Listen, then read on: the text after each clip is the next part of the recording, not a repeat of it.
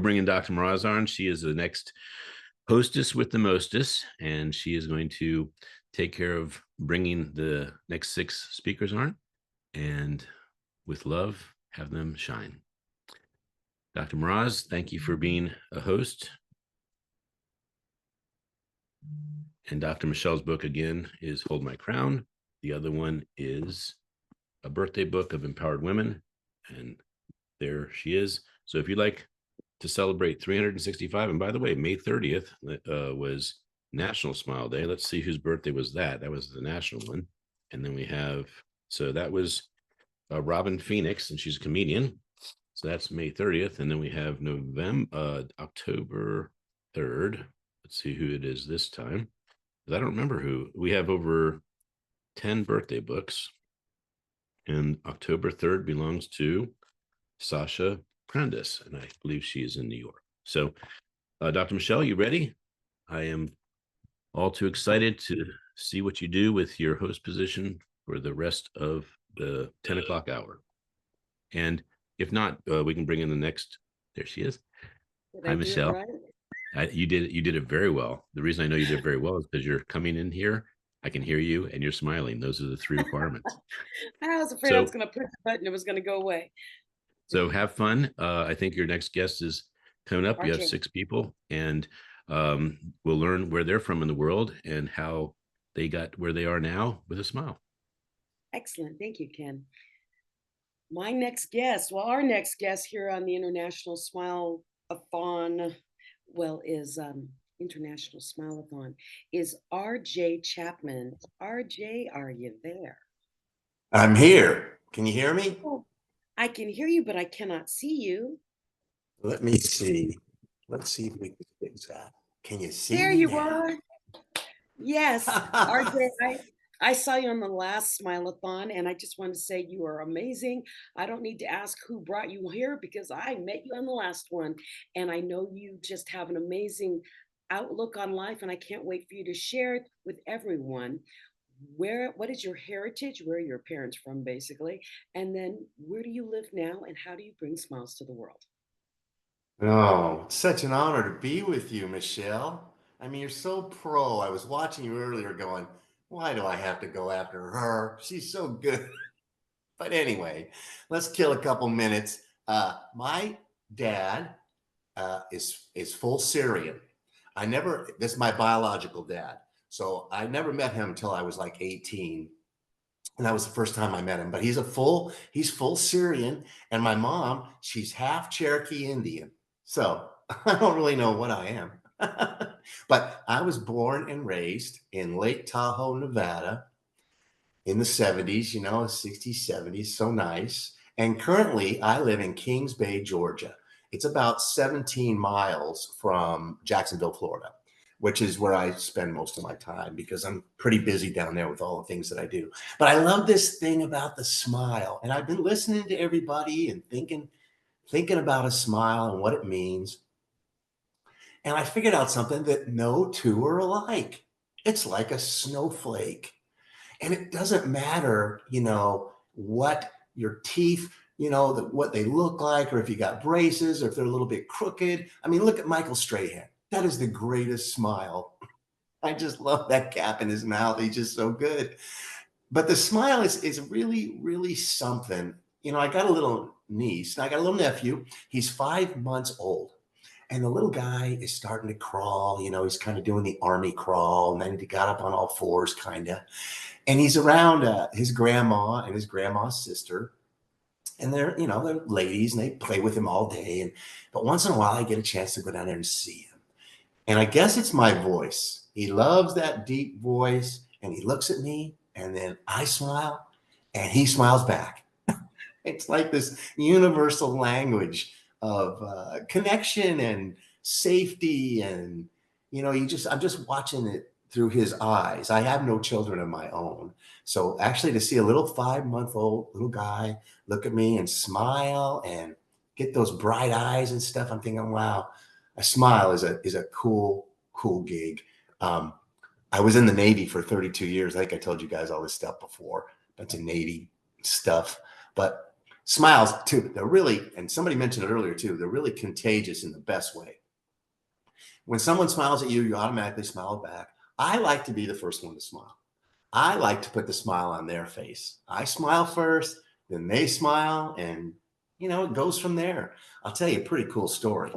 Back in I would say, 85, I was in a port off the coast of Italy, and I was doing some work on a Navy ship. I was doing some interviews for some guys. And on the same pier was a Russian cruise ship. Now, I've never seen a Russian cruise ship. Here we are in the middle of the Cold War, Russians, blah, blah, blah, we're this, they're that. I'm thinking, wow. It was like a Holland America cruise ship, but for Russian people. And I said, you know what? I'm going to walk down to the end of the pier and look at the ship. No big deal. So I walk down to the end of the pier. I look up at this big white ship with a sickle and hammer, and there's a bunch of people standing out on a balcony.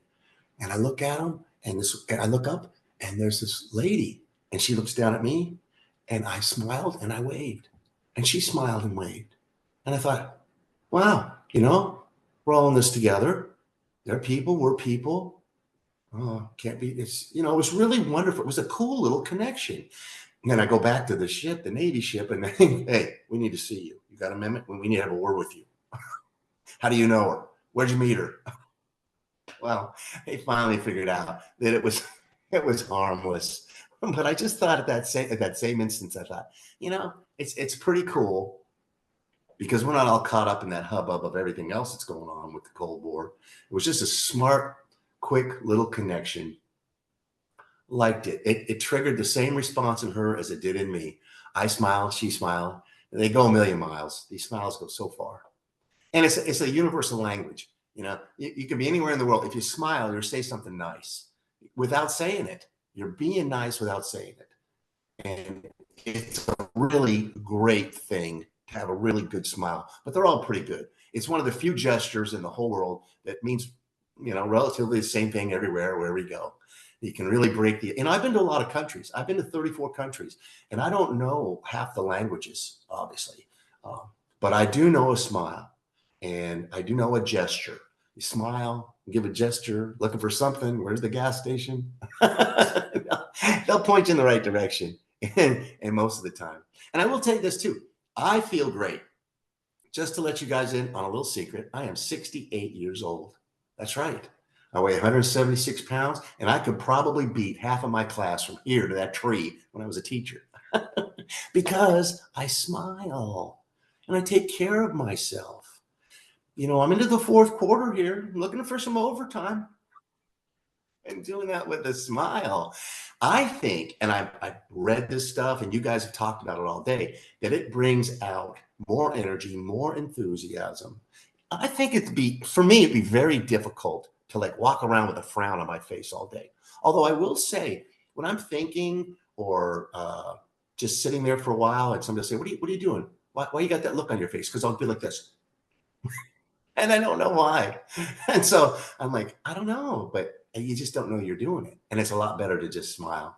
I have a lot of friends who, I had a couple of friends really that they didn't smile that much. They kind of took a lot of my energy. I tried really hard to bring them up, to boost them up, but sometimes they just took more. It took more of my energy to get them up, and they never stayed up. They liked, for some reason, languishing in the frown.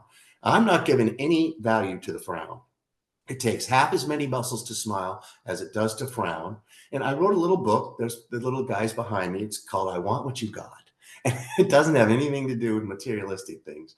It's kind of like a kid's book for about 4 or 5 pages. And then it gets into a real book. And the little book is about me.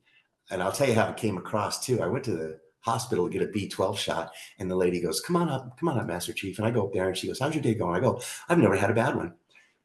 And I'll never forget it. She looked at me, she goes, and she smiled. She goes, I want what you got. And I thought, what is it that I got? Because I've heard that my whole life. But in that one instant, I knew what I had.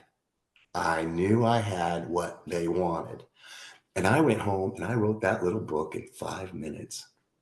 And I sent it to Perfect Publishing, and Ken and Al, they were looking at it. Ken loves to tell this story. They were looking at it going, does RJ know? And Al would say to Ken, I don't know if he knows.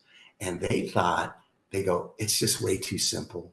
It's not, it's just too simple. And we can't publish this. Does he know? Well, they let me go. Ken says, hey, let him go. Let's see what happens. And there it is. And about halfway through the book, one of the little guys who's frowning the whole time gets his smile. And he smiles through the rest of the book, and his aura gets brighter, and he gets what I got. It was a great, fun book. I see you there, Dr. Michelle. I'm I back like you because, oh smiling. my goodness, your smile is amazing. And I wanted to say your quote. I have RJ Chapman. Smiles are like snowflakes. Ah, yeah. Yeah, you got a quote. You got to keep that. Now, how do people reach out to you and connect and get your book? Well, my book is on Amazon. I've got 2 books out now. I've got I Want What You Got, and I got Letters. You're gonna love it. It's called Letters to Bob.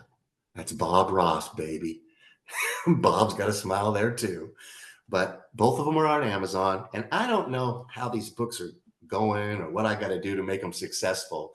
But so I'm on Amazon. I have a YouTube channel. It's called the RJ Chapman Show. It's a really cute show. I have 125 videos, and I got Instagram. I think that's the RJ Chapman Show, one word, and TikTok and all that stuff. And all these things I'm doing. Go ahead, Ross. Go ahead, Oh, I was Michelle. just saying on Amazon, are you Robert Chapman or RJ Chapman? RJ Chapman. Just making sure because your thing says Robert and people might be looking you up that way. So RJ I know. Chapman, that's how we. Yeah. And how much time do I got? A couple minutes, or am I done? Second. That's how I came back on. I have to introduce the next person too. So I get the Okay. privilege of saying thank you. And remember, Smiles Are Like Snowflakes by RJ Chapman. And thank you so much for joining us on International Smile Day. And I get to introduce our next speaker. So thank you, RJ.